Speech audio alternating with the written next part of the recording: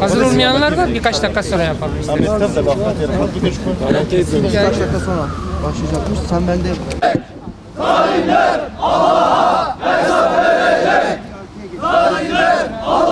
daha hazırlık yapacaklar. Birkaç kişi daha hazırlanmış. Ve artık sonlara yaklaştığımızı düşünüyoruz. 15. celse itibariyle de biz kesin olarak bu duruşmada kararın verileceğini bekliyorduk. Zira geçen celse mahkeme heyeti gelmeyen mazeret verecek avukat varsa onların müvekkilleri açısından bu dosyayı tevfik edeceğini, diğer sanıklar açısından, savunmalarını yapan sanıklar açısındansa bu duruşmada karar vereceğini belirtmişti.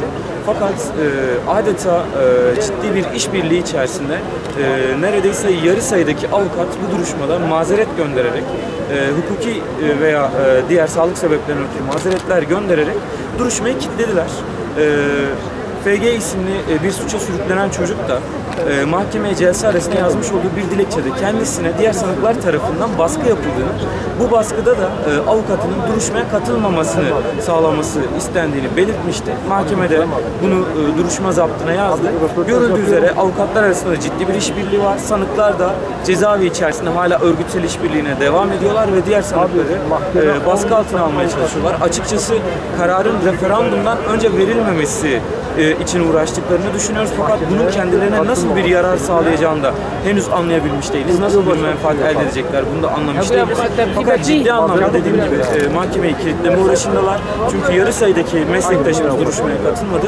Bu da yüzlerce, neredeyse 1000 kilometre öteden buraya gelen şehit aileleri açısından veya diğer meslektaşlarımız açısından ciddi bir sıkıntı doğurmakta. Biz önümüzdeki celse, yani 24 Nisan'a ertelenen celsede artık kararın verilmesini bekliyoruz mahkeme heyetinden ve duruşmayı uzatmaya yönelik, yani görevini kötüye kullanan meslektaşlarımız hakkında da suç duyurusunda bulunmasını talep etmiştik. Mahkeme bunu reddetti. Açıkçası biz bu talebimizin de kabul edilmesini beklerdik. Zira dediğim gibi özellikle o suça sürüklenen çocuğun dilekçesinden de anlaşılacağı üzere sanıkların avukatlar üzerine ciddi bir tahakküm olduğu, avukatların bilinçli bir şekilde duruşmaya katılmaması yönünde zorladığını görebiliyoruz.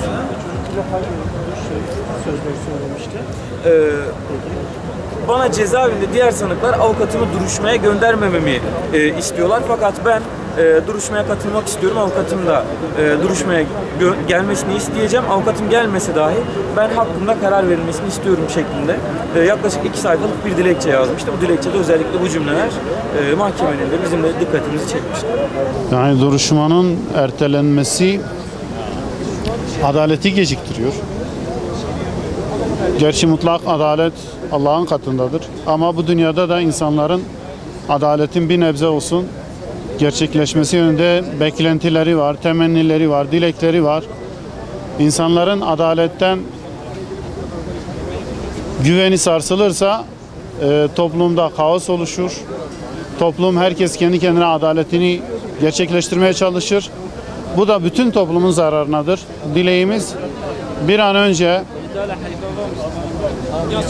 Yasin Börü ve arkadaşlarının katillerinin tespit edilip cezalandırılması, bunun yapılmasının da bir an önce gerçekleştirilmesi. İnşallah bir an önce suçlular cezalarını bulurlar. Öyle bir mektup göndermiş. O mektubunda diğer sanıkların kendisine baskı kurduğunu, dosyanın uzatılması için avukatının kendisinin gelmemesi yönünde baskı kurulduğunu söylüyor. Bu da işin içinde başka ellerin dolaştığını, başkalarının bu davanın sulandırılması, uzatılması, kamuoyunda gündem olmaktan çıkması için uğraştıklarını gösteriyor. Bütün bu oyunların bozulması için bir an önce kararın verilmesi lazım.